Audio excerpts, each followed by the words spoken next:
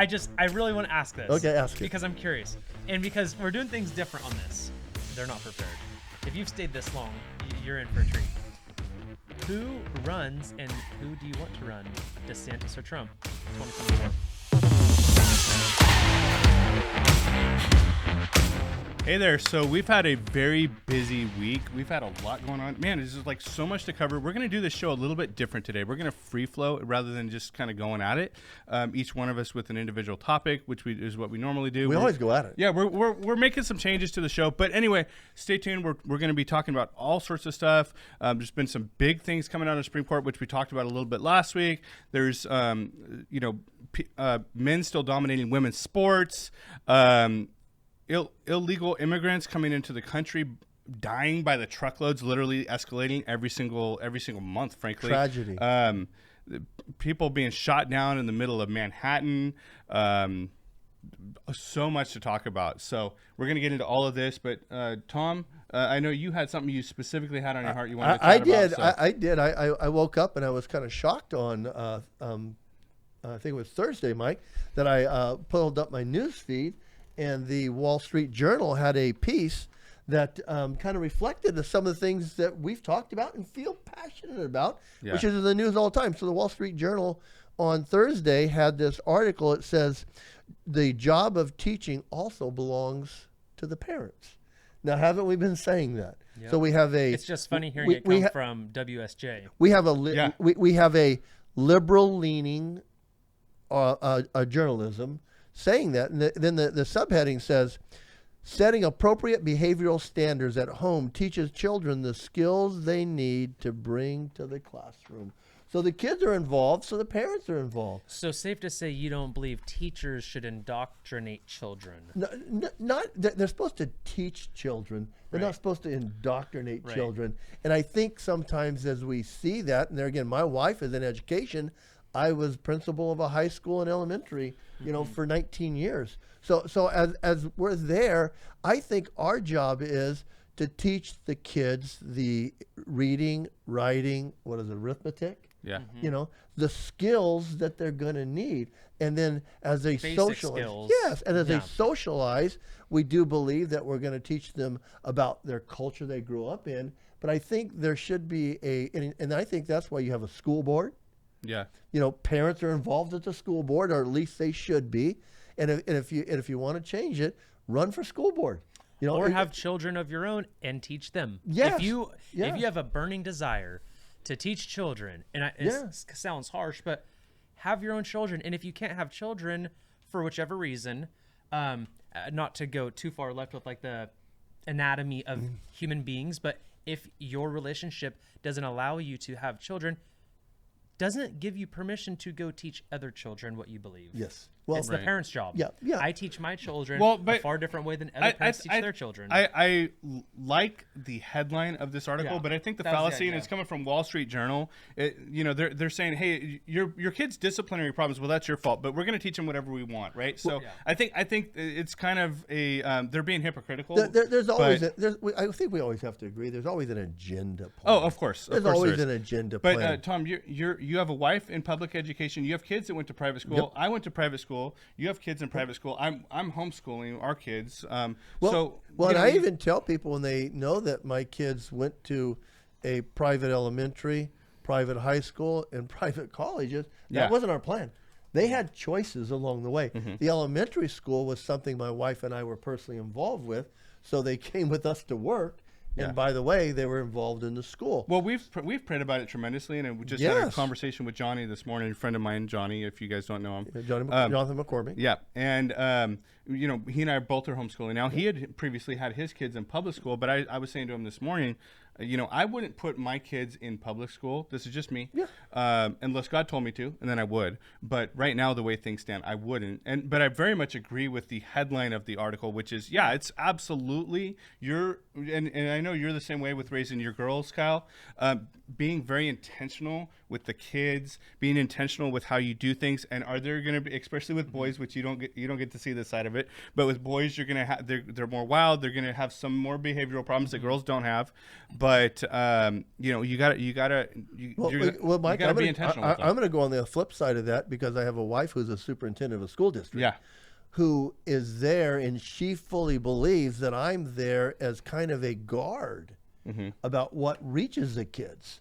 Not that she chooses, but she's able to discern and take it to her school board, which is in charge of her school, and they have a conversation because that's the job that they have to decide what do they want to bring and teach to the kids, and then she passes it down to her teachers. So she's not sitting here. So she's taking the curriculum and saying, this is what we need them to learn in school. Right. And this stuff over here is an opinion-based curriculum, and we're not doing opinions. Well, she's doing a great job, and she's like I mentioned this morning, she's on a mission. She's very intentional about the way she's doing those things, and you've commented many times about that being the biggest mission. I tell the Christian community and also a faith-based community that the public education system is the biggest missionary field out there.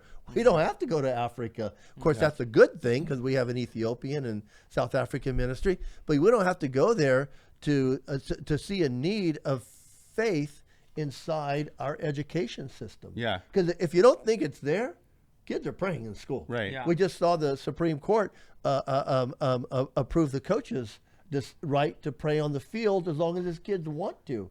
Right. My wife in classrooms, the kids want to talk about religion, they can talk about religion. As long as it's based from them. So you bring up a good point, and I had a question about this. I want to see how you guys all feel about it. This is not something we talked about before, so it's a little bit out of, not out of left field, but it's based on what you said, right? So someone was saying on Facebook, hey, you want them to be able to see Christian prayer, but what if they're like Muslim or Hindu or some other? Like, how do you feel about them bringing that into the public place? Well, I think that you do see that out into the sports arena, people of different faiths.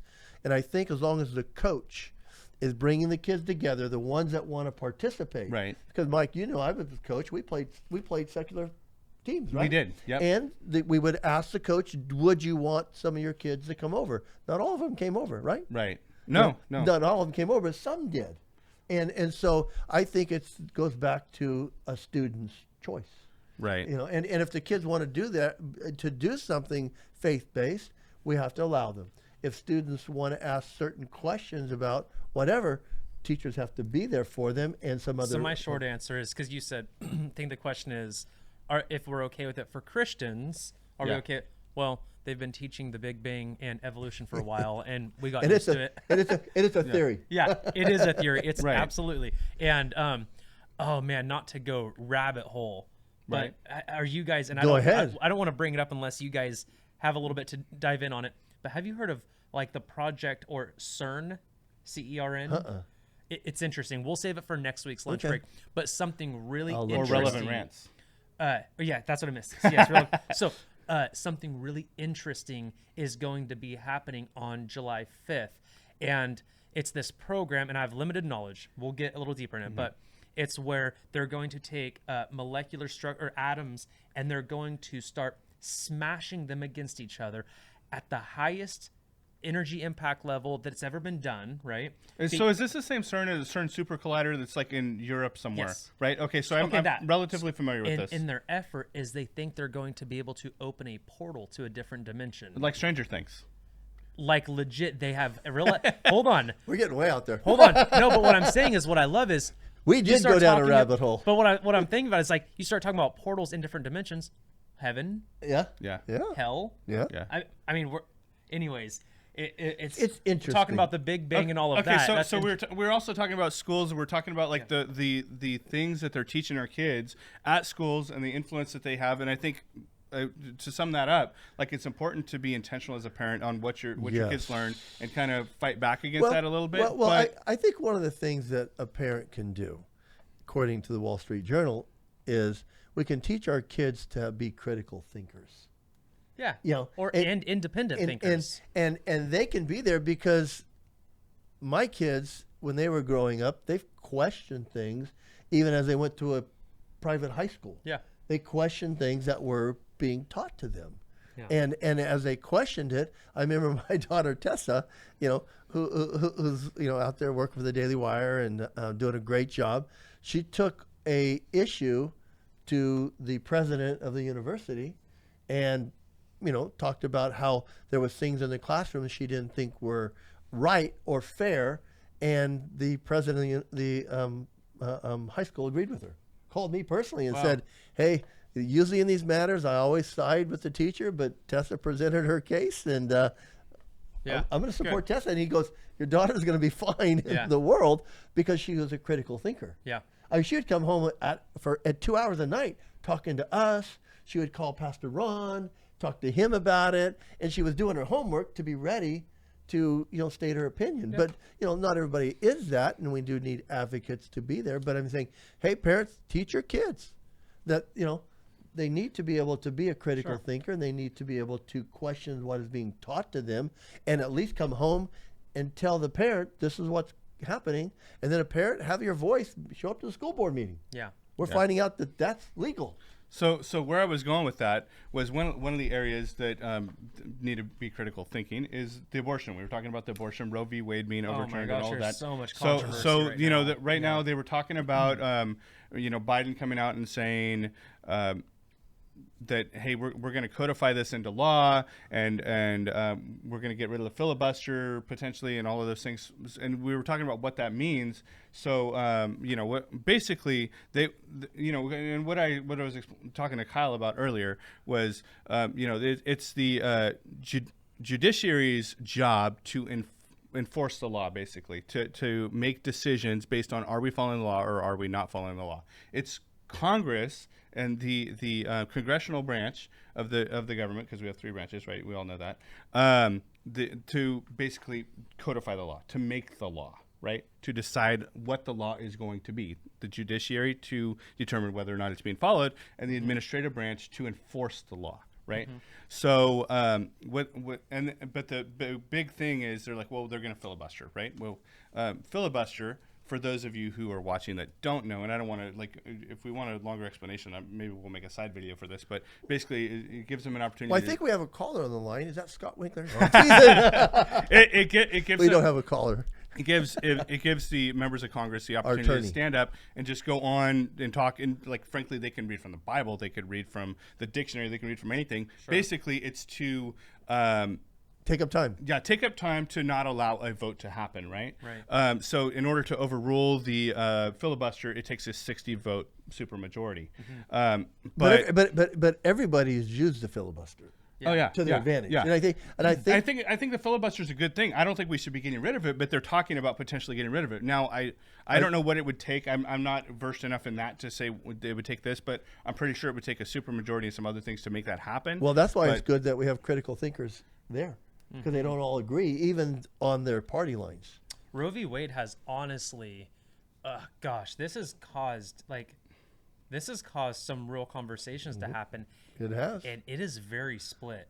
It is very. I had I promised myself I wouldn't get on Facebook rants or discussions with people, and then I saw this girl. She posted a comment, and so I said, I kind of have to have an exchange here. So I did, and then her final. This surprises, Kyle.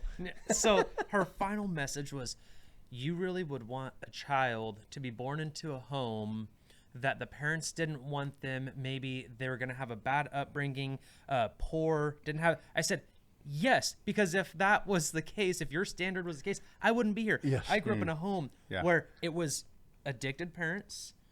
Literally, I mean, it was a struggle. And I thank God, I ended up being a father of 2 daughters, a husband. I'm a generous giver. I'm a business owner. Yeah, I'm a business owner. I've amounted to you something. You serve in ministry. And so, exactly. And so I started thinking about it. I'm like, what if that was the standard of measure? What if the standard of measure was, and because this is what she said, what if the standard of measure is, oh, well, they're going to have a really tough life. It's going to be a really hard to raise this child. So let's just not raise this child. Okay, does that mean we just start killing 2- and 3-year-olds because their parents are bad? Yeah, and I think you made a great point about that last week. Well, go even deeper.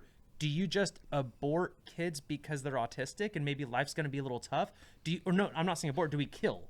Or do you just No. You know, that's interesting. So when my wife was pregnant, kids with deformities, maybe they're missing a limb, so just kill them just because life's going to be a little hard? Oh my god! I'm sure you guys went through this too. But when my wife was pregnant, they're like, "Oh, do you want to have this test to find out if your baby's going to be like healthy or have any issues or anything?" We're like, you know what? Like, it doesn't matter. Like, why am I going to pay that extra? Because we're not like, that's not even on the table, right? So like, if I find out this, what am I going to do? Stress out extra for like a few more months, or you know, like, because that's for us. But we were talking about before, like, it's God's domain to take a life or to not take a life, right? He's provident. And then, you know, we had the conversation about, okay, well, where do you stand when it comes to rape or incest, right? And so I'm different about this, but a lot of people believe, you know, 15 weeks is a cutoff, or, you know, except for cases of rape or incest. Like, how do you guys feel about that? It's a good question. Well, what I came up with last week is I know a family that had a viable child at 22 weeks. Uh-huh. And I just saw a picture of them all on Facebook, and she's 8 years old now. And, you know, so when you start talking numbers to me, I'm like, no, I don't think there's any number that would be good. So let me ask you this, because this is a real story. I don't know the total details of it. I just know it's a factual story to some capacity. But an 11-year-old girl, and it was pretty headlined this week, but an 11-year-old girl was raped and pregnant. And we have kids. What would you expect of your 11-year-old? I'm going to be honest. If there was a way I could make it go away in a week, I probably would. And I mean the first week. If there's a way I could make it go away, just because I don't think you throw. It's like this. I don't know why this saying came to mind. You don't throw. I don't know how to really explain it, but it's like. I will tell you this, as being in the ministry for 26 years, I've given a lot of advice to a lot of people that don't take it. Right. You know, I've got my opinion, and I'll state it all day long. I think God is the one that can decide to take life, and He gives life. But is there a mild exception? Let's say an instance of, and I know that we're talking about the 0.00001. I think people give exceptions all the time. Well, there's children being killed on a massive scale of millions, and that's not fair. That they never get a chance at life. So I'm saying in general, I am 1,000,000% pro-life. But what I'm saying is, are you guys open to the idea of, let's say there is an exception where an 11-year-old girl is raped and she is pregnant, and that pregnancy is going to derail potentially the rest of her entire life and any other future? Is there an exception? And if it's in the first week, if it's in the second week, or is it just total? You know, I think every person has that choice to make. So I'm asking you guys. For me, for our opinion was always like Mike's, that we respect life. When my wife was pregnant with both my girls, I mean, you know, there wasn't anything that was going to stop us from having those children. I know people get put into really terrible circumstances. Yeah. I've been around when people are talking about unplugging life support. I've been around when they've had been in NICU, where I've been praying over kids that might not make it. All circumstances, I will be there for people and support their decisions. My decision's still going to go back to, I believe life is sacred. I believe God gives life. God can use all circumstances, and that's what I have to go to. And the Bible talks about the Word, God's Word, being reasonable. You know, and I think that's something that I think we all have to be as reasonable within our decisions. There's certain things that will happen to you guys won't happen to me. So this came to my mind. I want to answer this question, okay? Because and then I have a point. So this is some like kind of how I view a lot of things. To try to be and for some reason, when you say answer the question, you're going to answer it for you. Right. That's what I'm saying. Yes. And I'm saying so in your situation, you have a daughter who's 11 weeks or 11 years old, and she was just raped and pregnant, and all of us I know would want to kill the guy. Yeah. Yeah. Okay, which is no better than abortion. We're arguing. I'm saying if you have a way to make it go away in the first week, would you? There's a lot of times, like you said, I would want to. I you know, you guys know me. I have a problem with anger, so I would probably want to handle the situation myself, but I also have a problem with alcohol. And I don't drink alcohol because it leads me down a bad path. So if I was there and in front of the guy, I might, have temporary insanity, hopefully I would come to my senses, because I think consequences Well, I'm not would talking come about on that. me. I'm relating to. No, I know. So, but as I'm talking about my daughter sitting there, I'm coming back to hypotheticals. I would sit there and look at my daughter. Man, I would take a lot of time to pray. I'd talk to my wife. I'd be looking at my daughter, and saying, "Honey, what do you want to do?" Now, I'm not saying at a certain age I wouldn't may more lean one way. Would I be mad and stuff? Yeah. I mean, I'm not. So I'm saying I don't know if I can go there. A lot of people ask me, what would I feel like if I had a loved one that was murdered by somebody else, and how I feel about that person. I've never had that, but I've talked to people who have. Mm-hmm. And I do know the Bible says that God gives grace, and that he doesn't give you more than you can handle, which means there's a load to your limit. He doesn't give you more than your limit can handle. For me, this is how I think I would respond, right? So it's hard to say unless you're in the moment, first of all, I think. But how I think I would respond is similar. God's given me a lot of ability to be objective on a lot of issues, kind of remove myself, step back, like what should I do on this? And so looking at this, I think it'd be similar to, we were talking about getting a new building earlier, right? I'm going to pray about it, and it'd be a very coachable moment for my daughter, right? But and I agree with you, like I might end up in jail over it. But on the other point is like, hey, we're going to pray. God, do you want this to be a child or do you not? Because life is sacred. Life is in your hands. And trust him in the decision, maybe? And trust him in the decision. And according to Christians, he does. It's a no-brainer. Right. So if the baby's born, it could end up being another Kyle Lawson, right? Sure. It could end up being someone. But also, bear in mind, we have the wherewithal and the resources to be able to make that happen, right? Some people don't. But one of the things I wanted to say about the whole abortion thing in general, right? And you guys may or may not know this, but do you understand like where the roots of that came from was a very, very racist origination point. And sacrificial. It was a means of population control. And like at some point, like we'll share more about this, but there's actually a great documentary on the Daily Wire for this. But it started like in a means of controlling the population of the unwanted people, and really it was directed towards the black people. And they wanted to get rid of them, and that's why like you see like and they've kind of like, frankly, my opinion, brainwashed a lot of people to think, oh, this is fine, and it's reproductive health and all of these others. Anyway, I can go on and on about this. Yeah. But, and so my point in asking is, look, I said it once, I'll say it again. I'm a million times over pro-life. I believe that God has a plan for all of us, and I believe that we can walk into that plan and we can accept Christ, and he can cause all things, right? That's just, but I couldn't help. But I always do this to myself. I will challenge myself to play the devil's advocate and put myself in someone else's shoes. And I almost started weeping in the shower when I was thinking about this. I did, thinking about that there are children that, and even though it's the 0.00001% chance, it's still a reality. And it's easy to go, well, no, I'm not going to worry about that because I don't have to make that decision. That's my thought too. But it's like, but it doesn't mean it's not someone's reality, and it heartbreaks you. And if somebody chooses to in that moment, there's grace. But we're if people are out there, let me give you guys this narrative. Can I tell you this? There's a reason that we don't put white crosses in the front lawn. Some churches, because they don't want somebody to drive in who has been there and look at that and get more guilt heaped on them. There's a lot of churches that do. I'm not saying they're wrong either. I'm just saying there's things that you want your doors open to humanity. And there's a lot of people that do have abortions. There's a lot of people who lost babies on purpose, and they come into a church which should be open to everybody. Sure. That may stop them from coming in there. We're talking about like here's fringe the devil's case, advocate. right?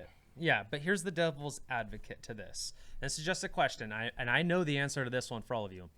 If someone entered your home and someone intended to do harm against you, your wife, your children, God knows what they were capable of doing, and you just sat there and said, you know what, have your way with my wife, have your way with my kids, or are you going to stop them with lethal force to protect your own life and that of your...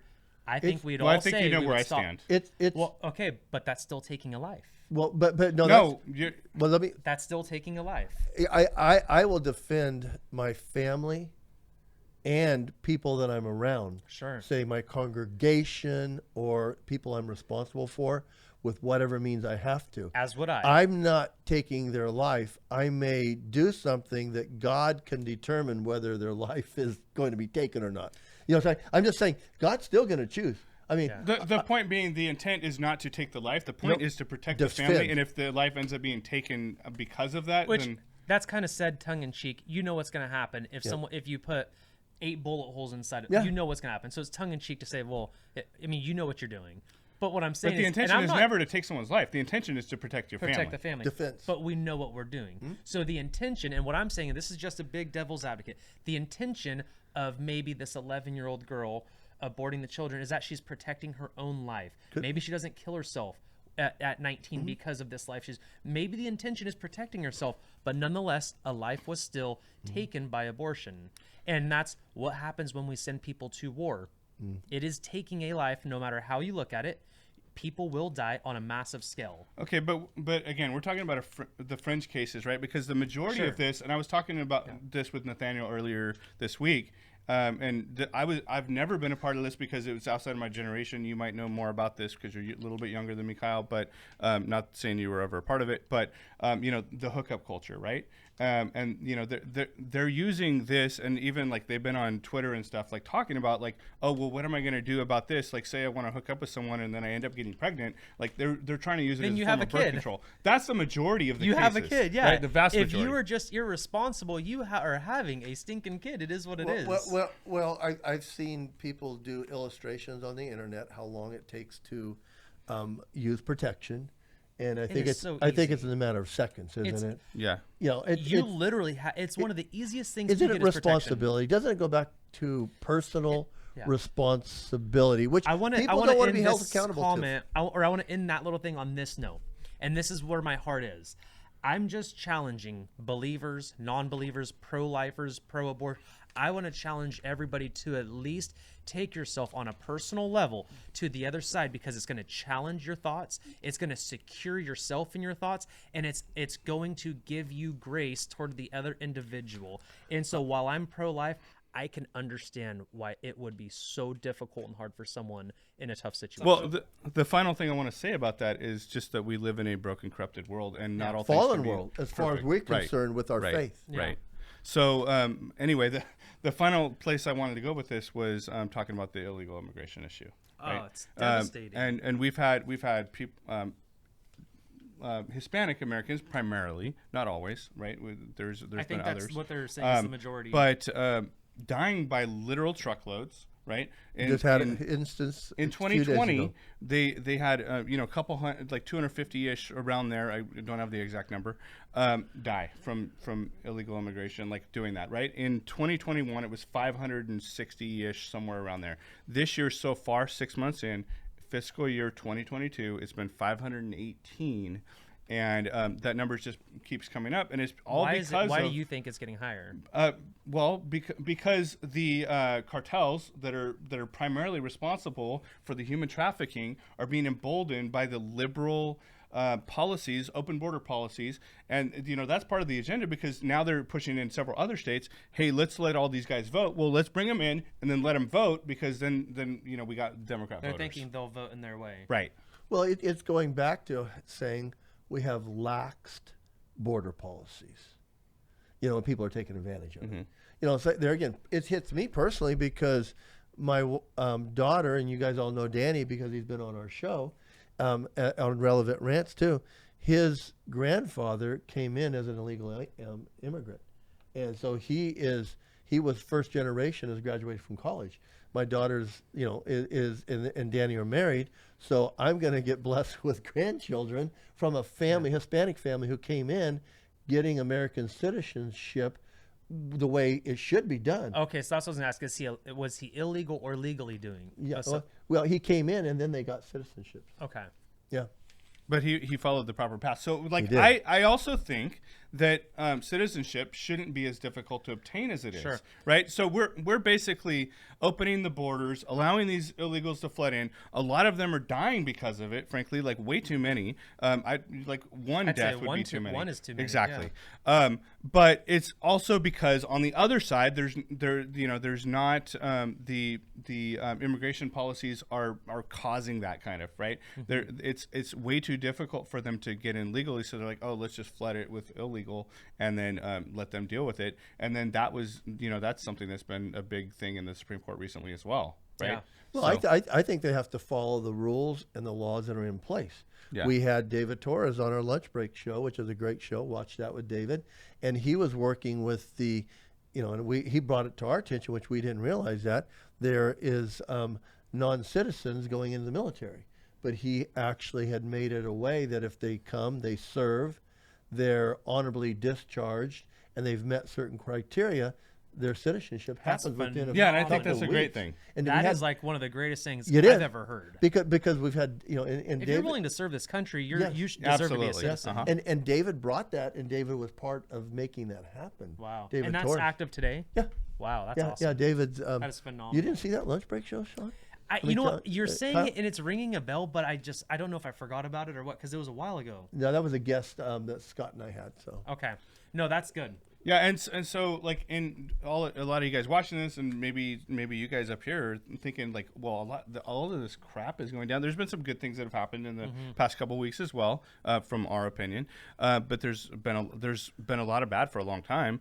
Part of it's been because too many of the right people have stayed too quiet for too long. But also, you're seeing that pendulum come back.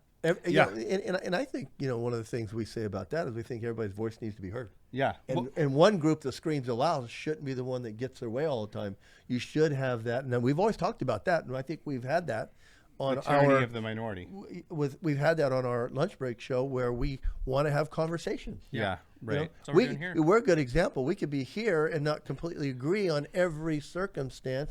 On every point, but where I'm going with that is like what is your what can you do about it, right? And so one thing is, and you may feel like well they're not fair or whatever, right? But voting, and we all you gotta vote, right? A lot of states primaries are still happening. A lot of primaries have happened already, but in November there's going to be a big opportunity to vote and to voice your opinion on the topic of voting. I have a question for you too, and I like that I'm just firing questions at you guys.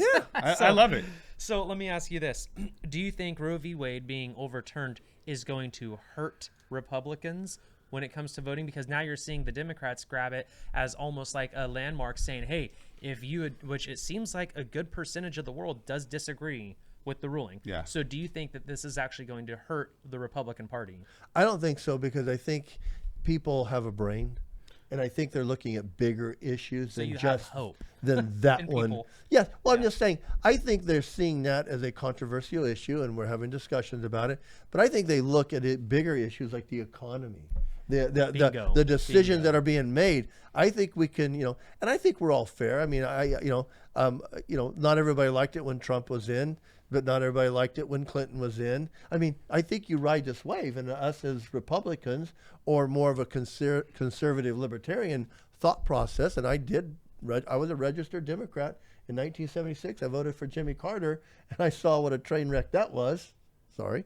And you're to blame. And I switched to the Republican Party and voted for Ronald Reagan, and saw the positive of that. I'm not saying his administration was all perfect, but I'm just saying that I think you have to have a brain. I think people will think a little more critical over that. Say that's one decision. Or that's not the only decision they're basing off of. Yeah, because what do you think, Mike? So I first of all, I think that there's a lot of misinformation, right? Mm-hmm. Because the decision wasn't abortion's illegal. The decision was this was an improper application of the law. Again, going back to what I mentioned earlier, it's the judiciary's branch to rule on whether the law is being followed or not, right? So I think first of all that's out there, right? Do I think it's going to have a negative impact on the elections, like when it comes to what our opinion of the elections would be great to turn out? Yeah, I think it will have a little bit of a negative impact, but I agree with Tom also. People are like, when I go to pay for gas and gas prices have ticked down, and we have such a surplus in California. And that's not that just about the war. Right. Gas prices have ticked down like what, 5-10 cents the last week.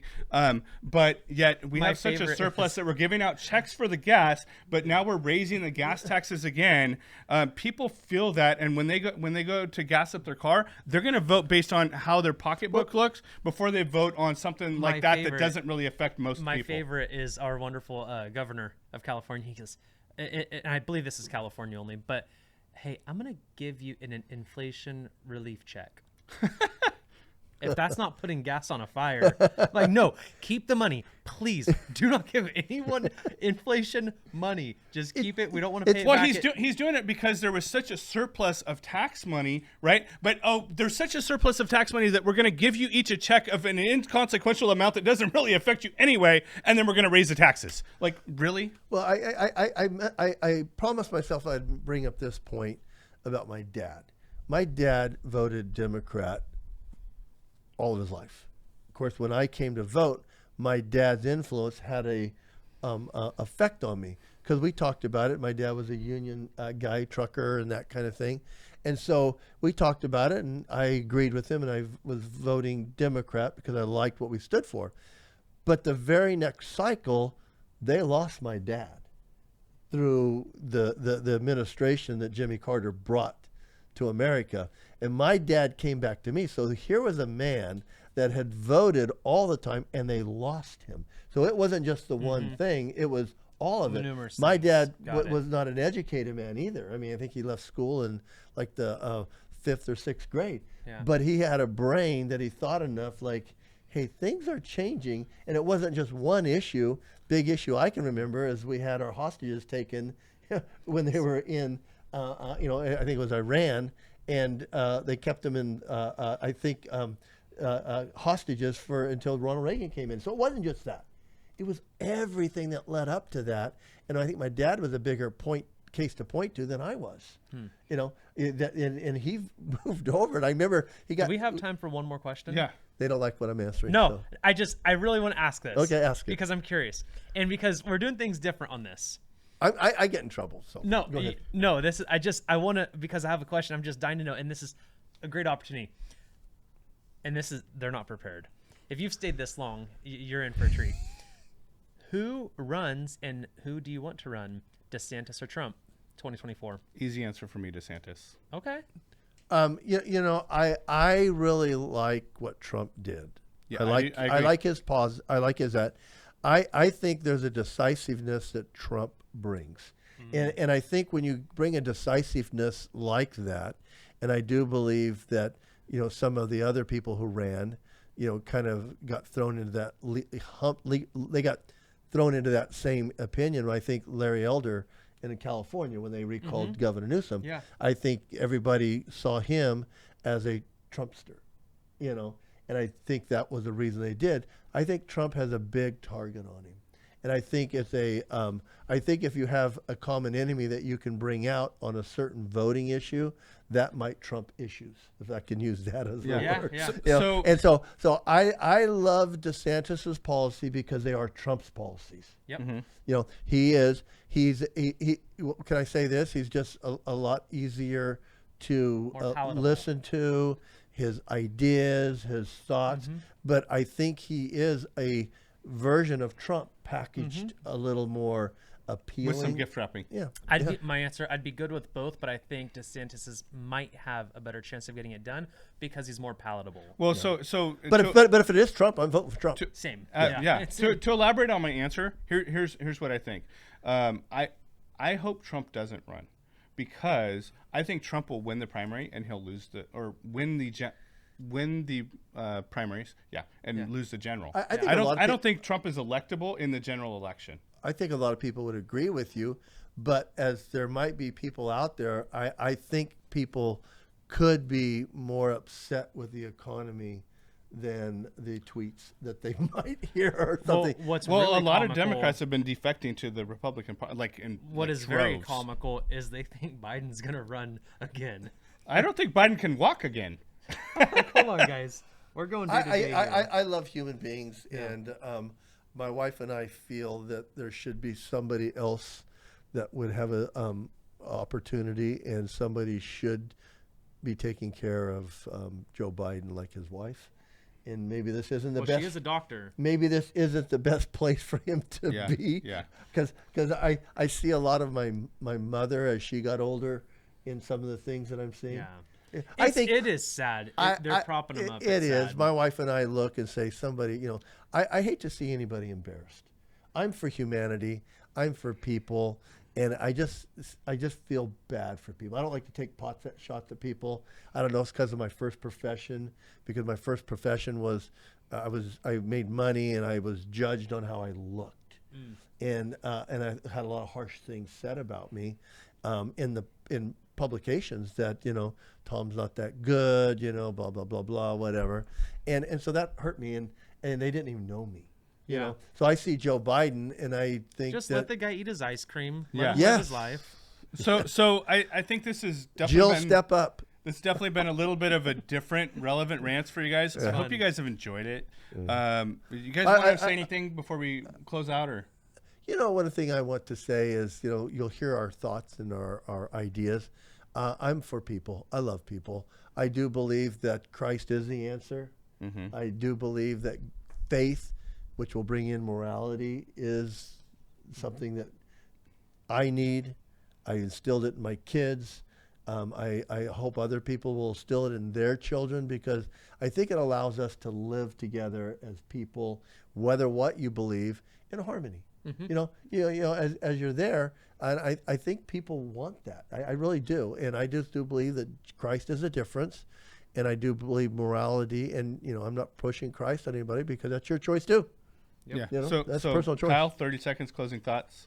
No, that's it. We covered it. I guess if I had to sum it up, just the only way to be firm in your belief is to challenge yourself. So I would advise everybody, if I could give a recommendation, some soul searching, challenge yourself. Make sure you really believe what you believe, and don't be so stubborn just because you heard your neighbor say something and you believe it. No, challenge yourself.